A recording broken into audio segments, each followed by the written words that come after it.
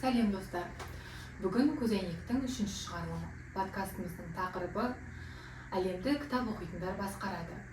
Бүгінгі қонағымыз қазақ әдебиеті пәнінің мұғалімі Дәулет Шолпан Әлібекқызы. Қош келдіңіз. Қайырлы күн, рахмет. Сізге алғашқы сұрағым әлемді кітап оқитындар басқарады деген сұрақты қалай түсінесіз? Әлемді кітап оқитындар басқарады, немесе менің өзім естуім бойынша жаңағы айтып жатады да, жалпы кітап оқитындар теледидар немесе жаңағы смартфонды көргендерден артығырақ деп айтады да, кітап оқитындар соларды басқарады деп айтады.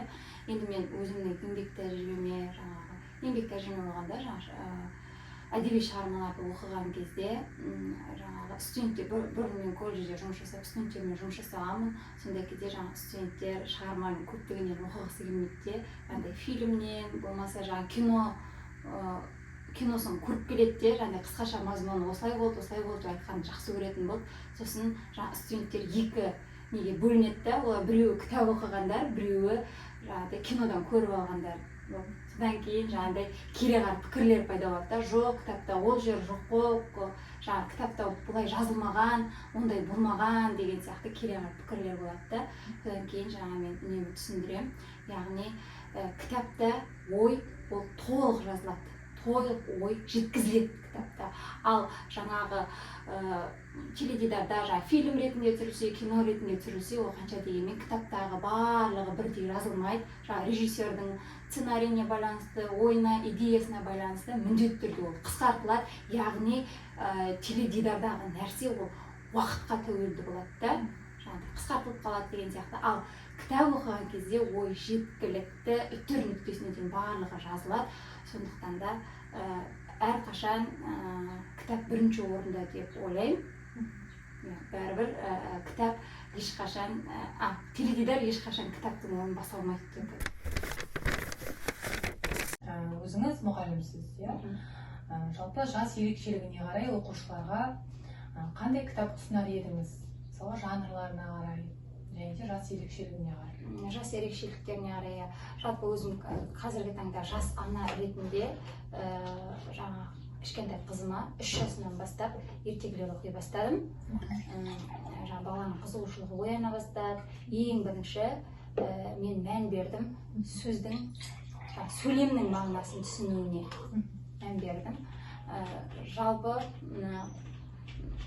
жас ерекшеліктеріне қарай, қазір балаларға жас ерекшеліктеріне қарай осы шығарманы оқу керек деп нақтылап қазір біз айта алмаймыз.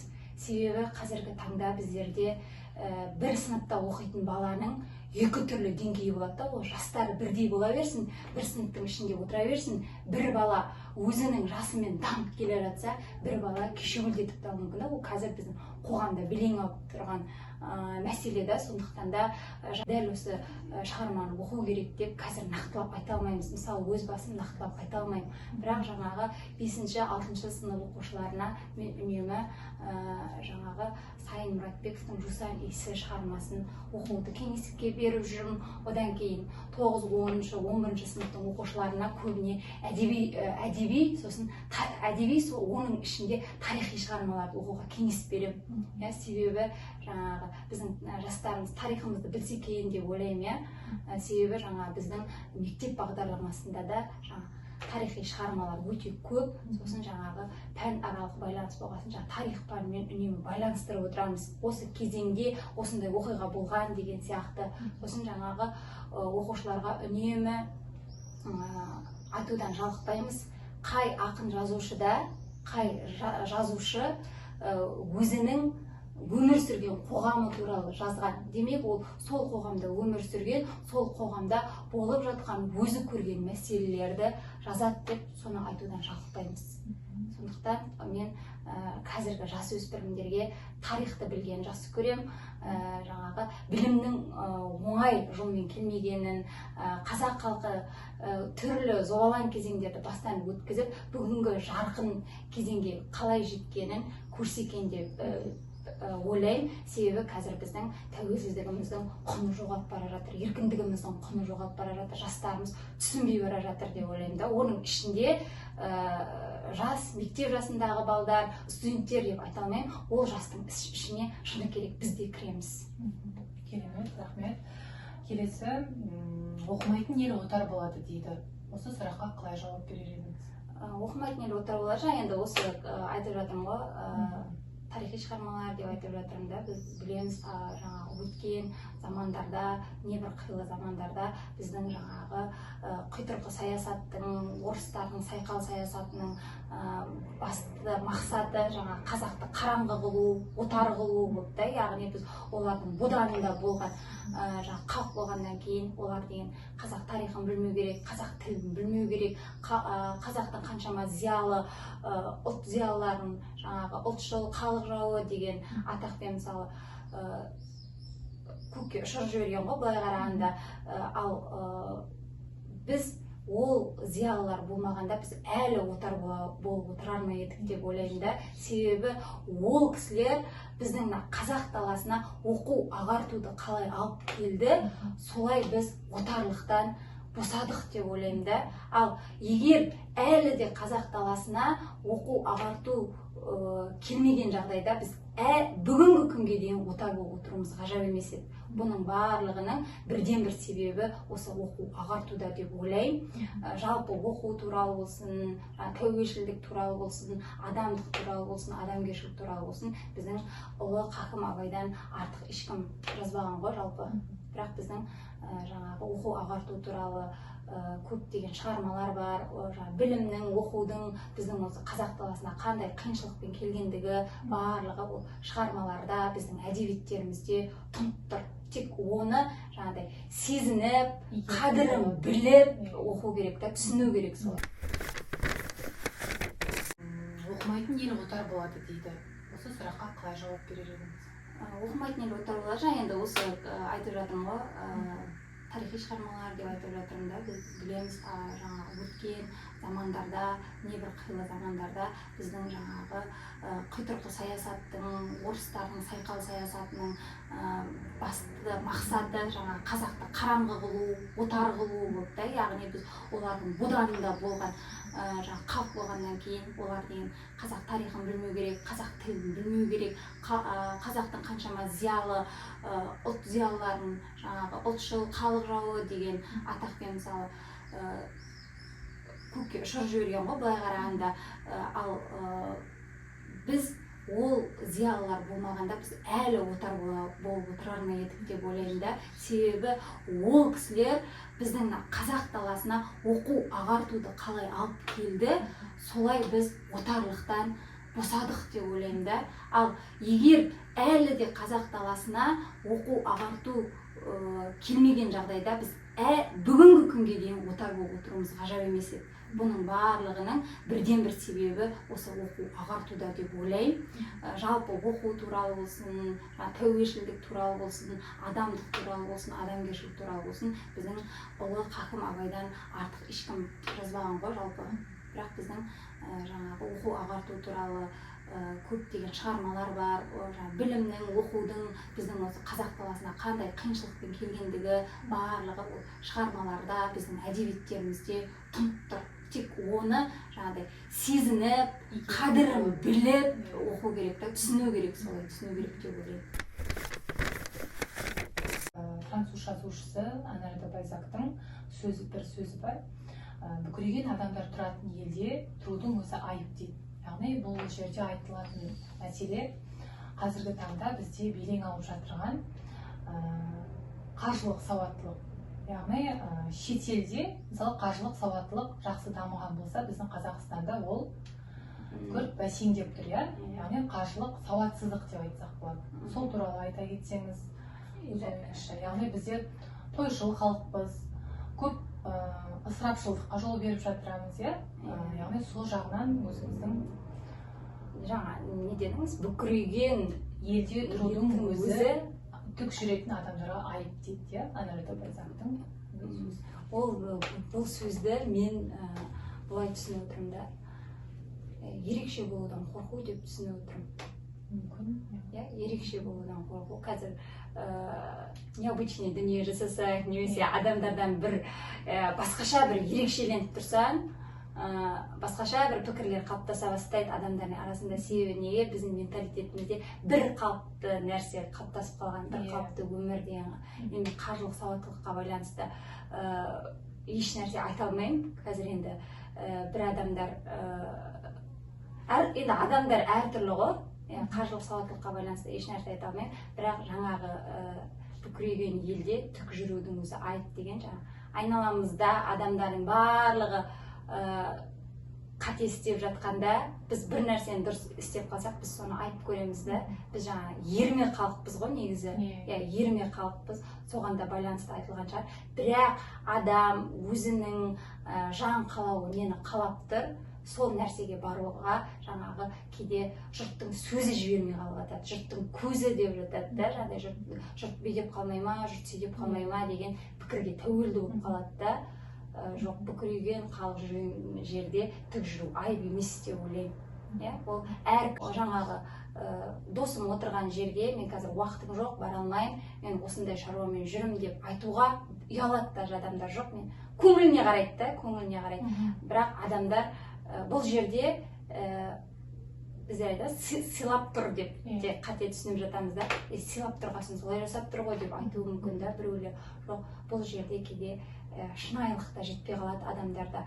Уақыты, бос уақыты жоқ па? Жоқ, мен бос уақытым жоқ, мен айта алмайды. Жақсы деп сіздің көңіліңіз үшін жаңа тоже ақша сұраса да біреу қарызға, өзінде жоқ болса да басқа біреуден қарыз алып берсе, сол адамға тауып беруге ұялады. Жаңа біреуге қарыз беріп алды ма, енді өзіне керек болып тұр ма, сол ақшасы, өзінің ақшасын өзі сұрауға ұялатын заманда өмір сүріп жатыр ғой қазір біз деген. Сол да. Жағынан қаржылық сауатсыздық деп айтқаным, кредитті, мысалы біздің басқа жақтарда мысалға оны өзінің заңды түрде орын алатын болса, бізде заңсыз түрлерде бар ғой, сол жағынан да айтып жатқаным, мысалға келтіріп. Кредит көп. Енді ол жаңана өсімі бар деген сияқты да. Соның жағынан да мынадай сауатсыздықта орын алып жатыр. Енді қазір білмеймін, біздің қоғамда шынымен жетіспеушілік көп қой. Қаржы жағынан жетіспеушілік көп. Мүмкін соны білсе, мысалға заңды орнына қояр ма еді деген сияқты. Біздерде былай ғой, бір жұмыспен шектеліп қалған ғой адамдар. Сосын бір жұмыспен шектеліп қалған, сосын жаңағы мүмкіндік, кейбір жұмыстарда мүмкіндік жоқ та. Мысалы, түске дейін жасап, түстен кейін келесі жұмысқа барса, мысалы, ол адам жақсы табыс табар ма еді. Мысалы, жаңағыдай кредит алуға болмайтындай қаражат. Ал біздерде қазір қалай көп жерлерде сен таңертең кешке дейін бір жерде отырып жұмыс жасауың керек болады да. Содан кейін осылай болады. Сосын көп адамдар бизнестің тілін білмей жатады да. Мысалы, адамда мен өзім аз да болса жаңағы айлығымның жарты бөлігін міндетті түрде бизнеске салғанды жақсы көріп отырамын. Үстінен көрген пайдасына мен өзімнің күнделікті тамағымды алсам да, баратын жеріме қиналмай барсам да, ол маған плюс болады да. Сондықтан да адамдар қазір кішкентай бизнес жасаудан қорқады. Адамдар қатар алып жүру керек та. Жоқ, мен қолым тимейді дейді, сол сылтаумен жүре береді. Қазір баяғы не қалыптасып қалған ғой, екке менің басын ұстаған суға кетеді деген нәрсе адамдардың миына бүйтіп не қойып тастаған ғой. Жоқ, олай емес. Қазір бір жалақыға қарап отырып өмір сүру деген мүмкін емес, тем более біздің қалада. Кітаптың санына мән бересіз бе, әлде сапасына қарайсыз ба? Барлығы сапасына қарайды деп ойлаймын. Түсінікті жағдай. Мысалы, 10 кітап оқыдым деп, мысалы, тек қана сол 10 кітаптың ішінде 2-ін ғана түсініп оқуымыз мүмкін. Қалғаны бізге ол кітап ұнамай қалуы мүмкін, мазмұны, немесе бір кітаптан өзімізге болады енді, кітапты да жазып отырған біз сияқты адамдар ғой. Ол жаңағы кітаптың авторымен де келіспей қалатын тұстарымыз болады да. Сондықтан да кітаптың сапасы маңызды, санына қарағанда.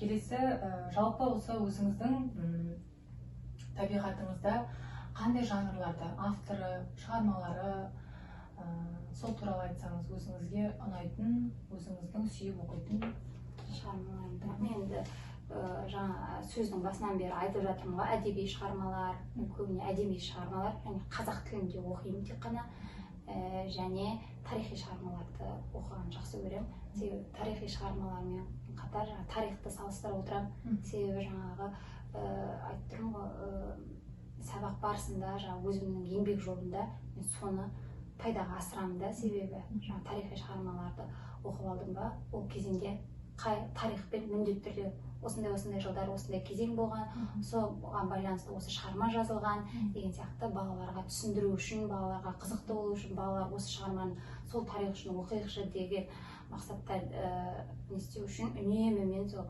көбіне тарихи шығармаларды жақсы көремін. Одан кейін өзімнің ең бір жақсы көретін шығармамның бірі ол Шеха Мұртазаның Ай мен Айша шығармасы.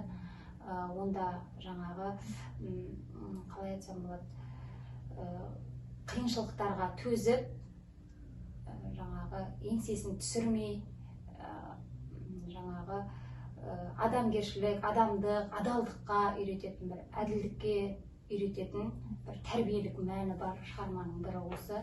Ай мен Айшаны өте жақсы ұнатамын, жақсы көремін. Енді тарихи шығармалардан көп қой біз міндетті түрде Ілияс Есенберлиннің Көшпенділер шығармасын, Қаһар, Тағдыр сынды шығармаларды енді өзіміздің тарихымыз үшін оқып білуіміз керек деп ойлаймын. Кітапсыз адам не жоғалтады? Егер мысалы кітап оқымасам, неден айырылар еді? Соған өзіңіз толықтыра айта кетсеңіз. Кітап оқымаған адам не жоғалтады дейсіз бе? Кітап оқымаған адам ең бірінші ой ойлауды жоғалтады. Мысалы біз денемізді шынықтыру үшін жаттығу жасау керекпіз да. Денсаулығымыз жақсы болу үшін жаттығу жасап шынығып тұруымыз керек. Ал миды шынықтыру үшін кітап оқу керек қой бұл жерде. Миды шынықтыру үшін кітап оқу керек. Жаңағы біз қалай дегеніңіз, не жоғалтады деді. Одан кейін тіл байлық жоғалтады. Одан кейін мәдениеттілік кетеді. Кітаптармен бірге біздер мәдениетті сөйлеуге, көркем сөйлеуге, әдеби сөйлеуге үйренеміз ғой, ойымызды ашық жеткізуге деген. Кітап оқитын адам бірден көріп тұрады. Мысалы мен байқаймын, қазір деген үлкен кісілер болсын, орта жастағы адамдар болсын, кейбір кітап оқымайтын адамдардың сөздік қорын, сөйлеу мәнеріне қарап тұрып, кітапты аз оқитындығын немесе мүлде кітап оқымайтындығын байқап жатамыз. Одан кейін адамдар осы кітапты оқымағанның кесірінен уже жоғалтты деп айтуға келеді. Себебі ойын жеткізе алатындар аз қазір. Ар жағында ой сайрап тұрғанмен тілмен жеткізу қиын болып жатыр да. Оны жаңағы тағы да айтамын, студенттермен, оқушылармен жұмыс жасап көргеннен кейін, мұғалім болғаннан кейін оқушының кейде ойында не тұрғанын тілмен жеткізіп берген қалайсың, сол кезде балаларда, оқушыларда ойын жеткізу өте төмен дәрежеде. Ол ненің салдарынан? Ол кітап оқымаудың салдарынан. Қазір оқушыларға не кітап оқымайсыздар деп айтсақ, кейде қазақша сөздерінде баламасын білмей жатады, түсінбей жатады. Сосын өздеріне оңай түсінікті, үйде көбіне орыс тілінде сөйлейтін ата-аналар бар, орысша кітапты оқыса олар еркін түсінеді де, қазақшаға келгенде қиналып қалатын оқушылар маған кездесіп жатыр да. Кітап оқы, шығарманы оқы деген, енді біз қанша дегенмен мектептің бағдарламасынан ауытқи алмаймыз ғой. Сондықтан да осы шығарма туралы өзіңнің ойыңды айтшы, не айтқысы келіп тұр, тақырыбы не, идеясы не деп сұраған кезде оқушылар ойын жеткізе алмай жатады да. Не түсіндің? Оқыған бір 10-15 сөйлеміңнен не түсіндің, не айтып тұр саған, өзің сөзіңмен жеткізіп бер деген жағдайда оқушылар күрмеліп қалады. Ол оқушыларды тек әдебиет сабағында оқып, басқа тыс уақытта кітап оқымағанның салдары міне көріп тұрсыздар, біз жоғалтып жатырмыз уже. Рухани құндылық. Рухани құндылығымызды ең бірінші адам өзінің ойын жеткізуді құртып алып жатыр да бұл жерде. Ол көркем сөйлемей ақ қойсын, немесе әдеби тілде сөйлемей ақ қойсын, тіл байлығы деген асып тасып бара жатпай ақ қойсын, бірақ өзінің ойын еркін жеткізе алатын әрбір адам, әрбір өсіп келе жатқан бала, әрбір келешек ұрпақ өзінің ойын еркін жеткізе алады екен деп ойлаймын да. Бұл енді ойын еркін жеткізе алмау осы біз кітап оқымағанымыздың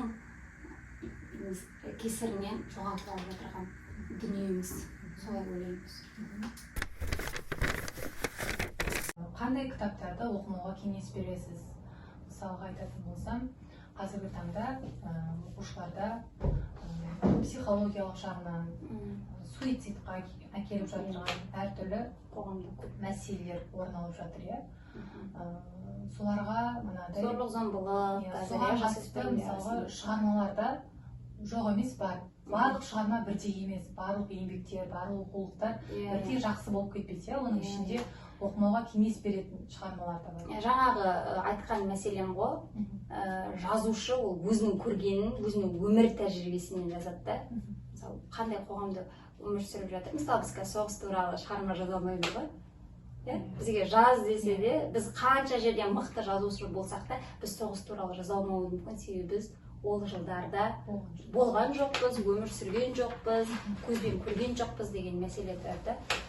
Қазір енді мотивация, фэнтези жанрын айтатын болсам, немесе мынадай ужастик жанрлары. Ондай жанрда бұрынғы шығармаларда бар ғой, мысалға өзіңіздің оқушыларыңызға немесе осы келешек буындарға ол менің еңбек жолымда кездесті. Ұсынбайсыз ба деген.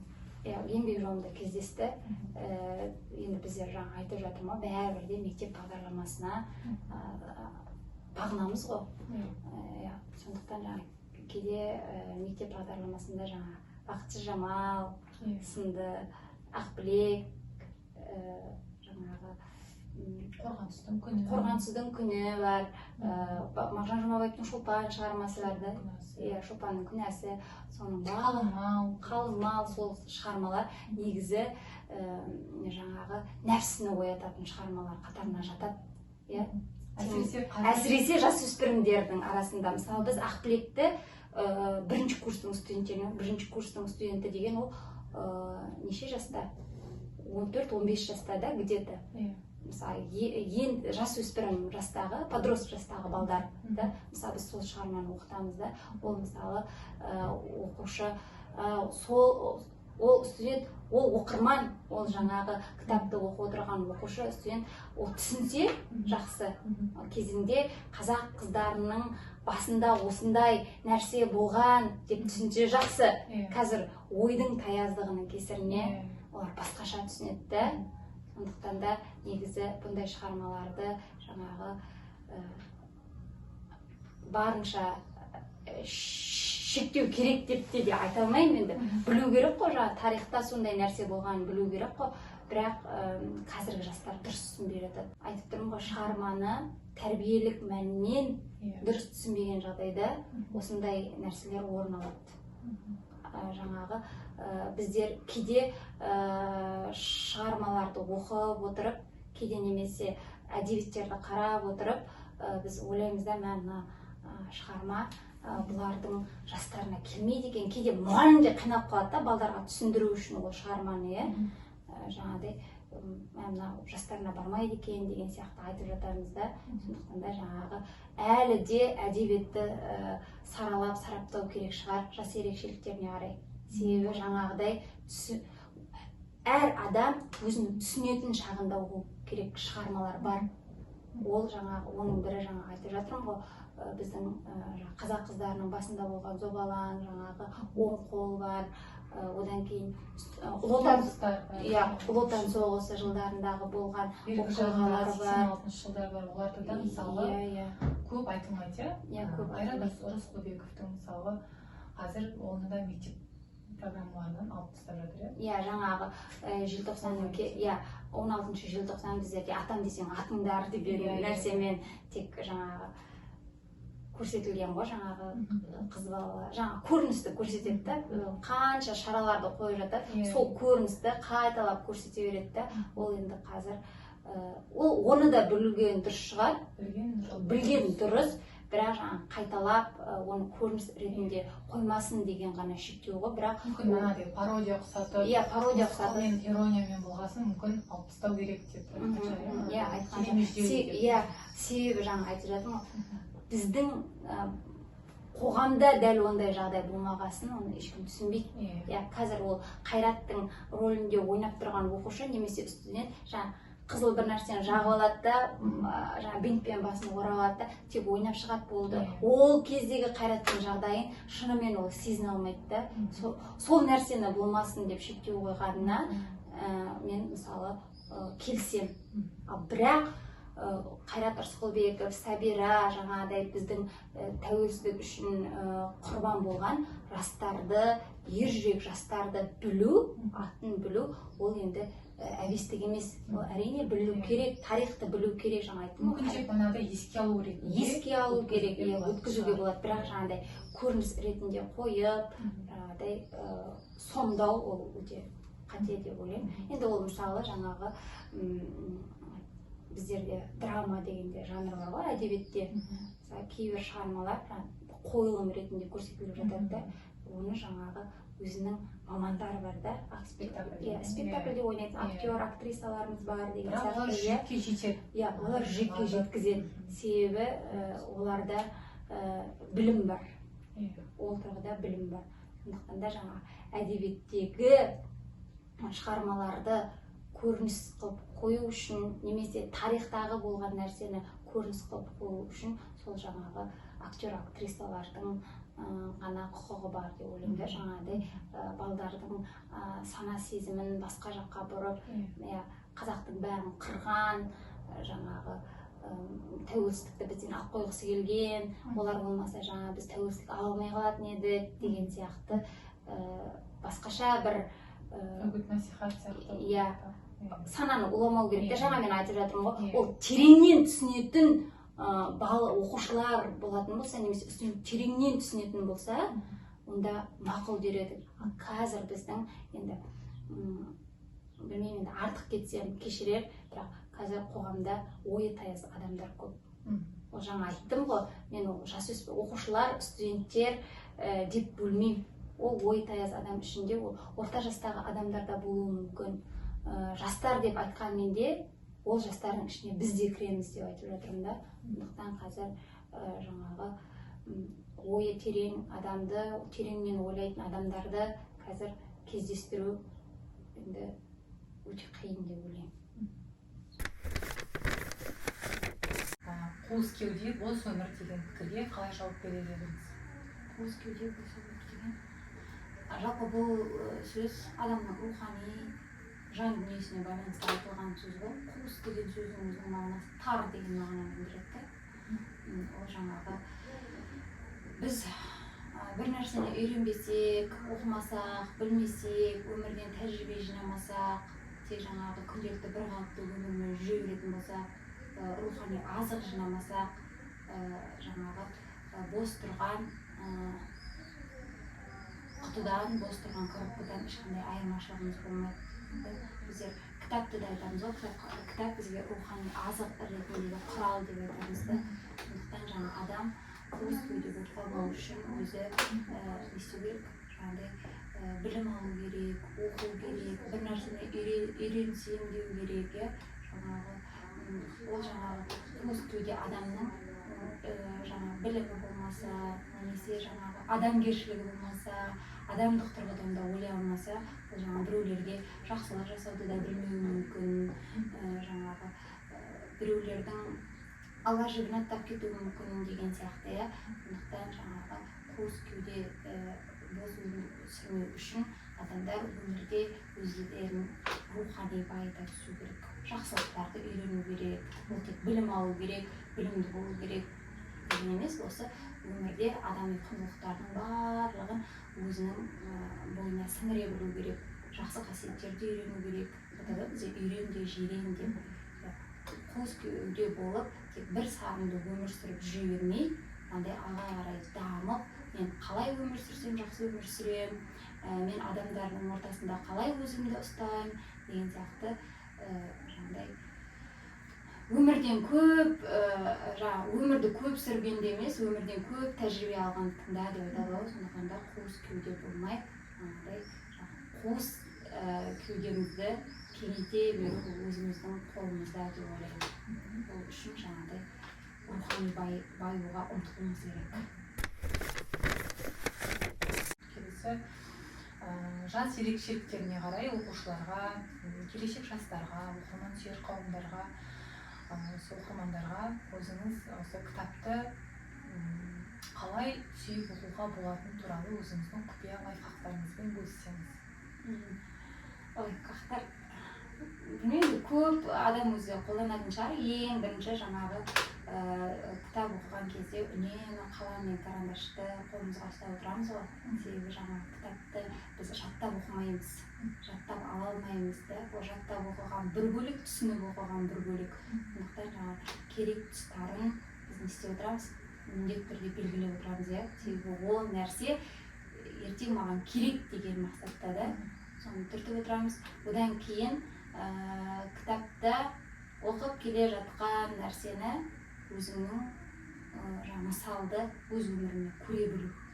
Ол жаңа есте сақтап қалуымызға жақсы септігін тигізеді.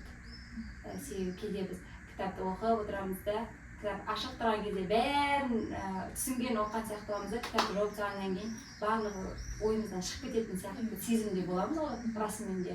Сондай жағдай болмау үшін жаңағы ең ұтымды нәрсесі сол өзіміздің өмірімізде мысалдарды өзіміздің өмірімізбен көре білуіміз керек. Келесі, өзіңді қамшыласаң қожайынсың, сені біреу қамшыласа құлсың деген пікірге көзқарасыңыз. Яғни өз-өзіңді басқару дегенге келіп тұр ғой бұл жерде.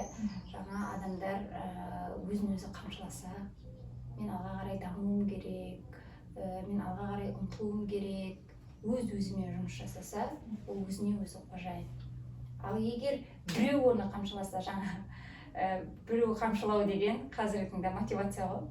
Біздер қазір көп адамдар енді мотивацияға той, анау солай дейді, маған мотивация бер деген сияқты. Көрдіңіз бе, сізді кім қамшылап жатыр?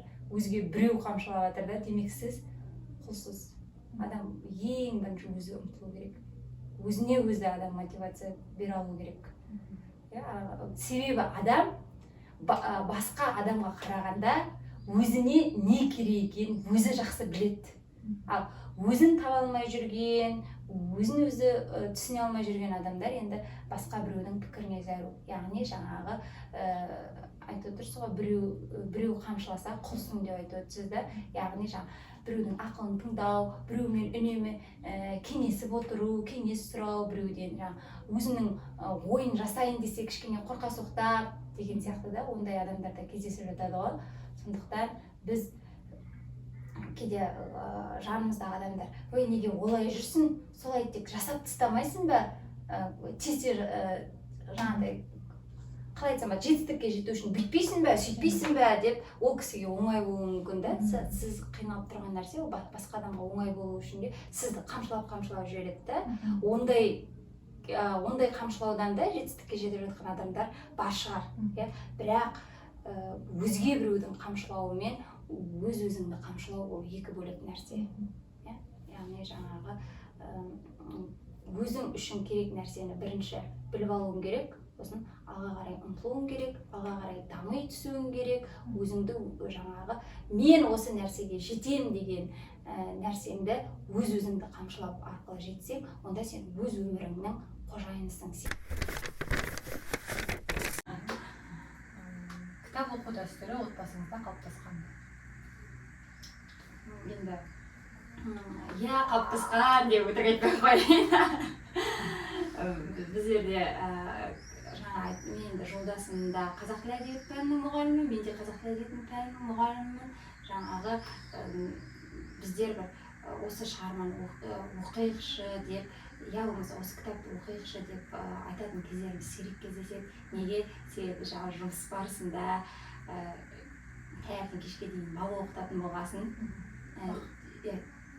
тем более жаңа әдебиетті оқытатын болғасын, біздерге де жалғамыз шыны керек.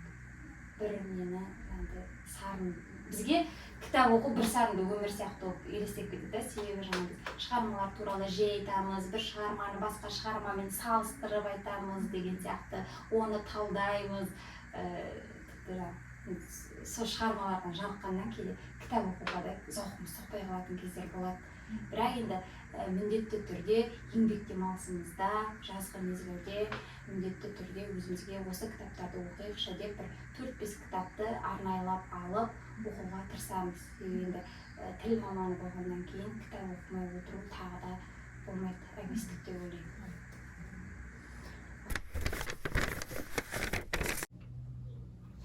Кітапты сараптап жүйелі түрде оқисыз ба?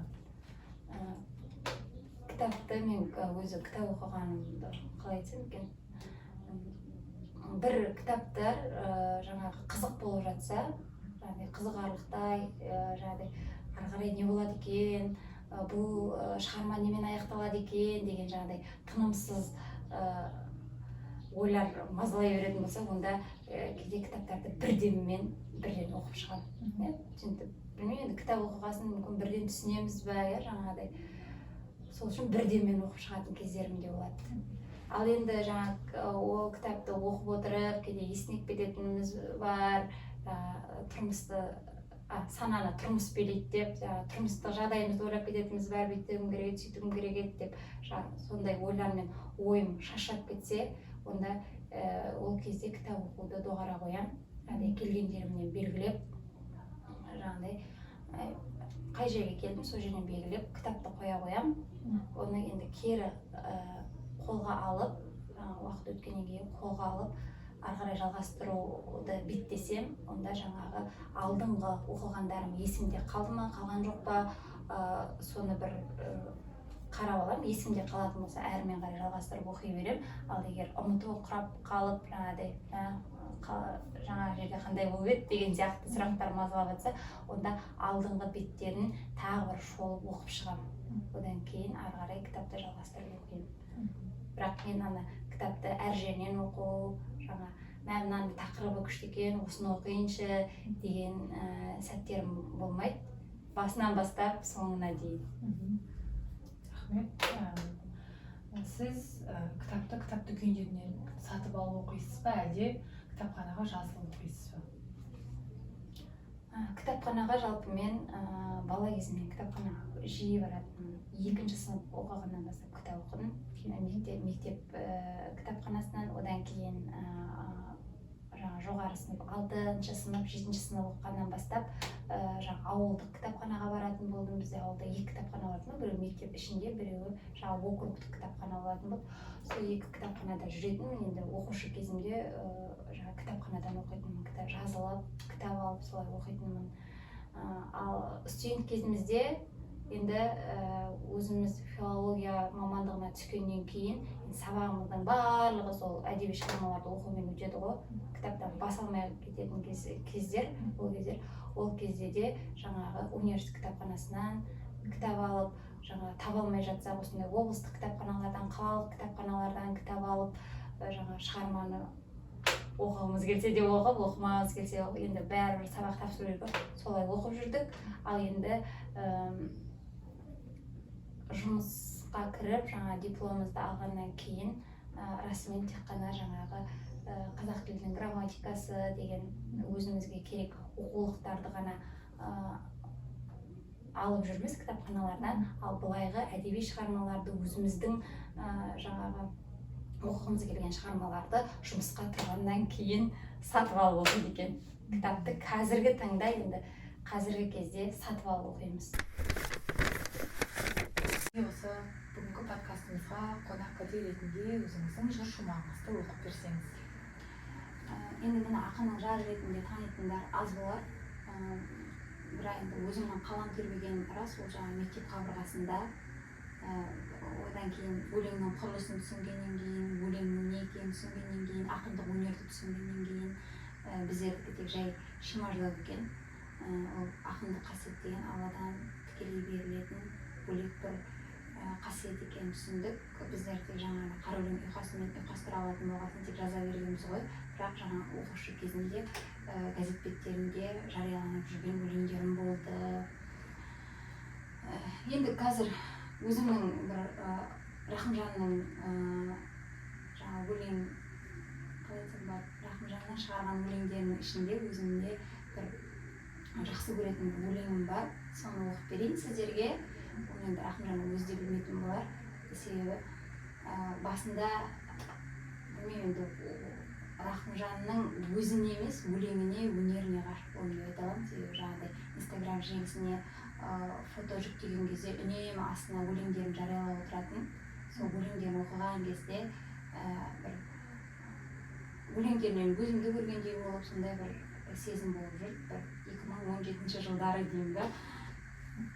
Сондай бір жақсы Рахымжанның жаңағы қаламынан бір жақсы көретін өзімнің өлеңім бар.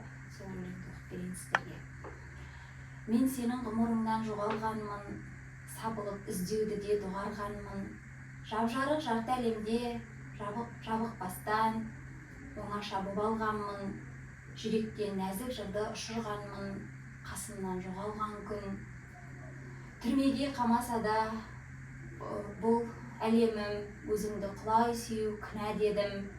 Маған жат сары күзгі сағынышқа көз жұмып шыдап едім. Махаббаттың жолында төзімімді өзімше құрап едім. Мен кеткен соң жүрмекен жаның гүлдеп, сан соқтырдың жаныңмын, барыңмын деп. Үмітіңді үзбедің мені шіркін, жүргенде ару күндеп.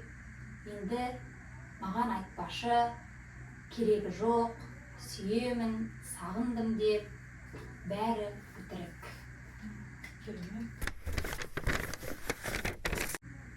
Бүгінгі біздің подкастымыздың тақырыбы әлемді кітап оқитындар басқарады.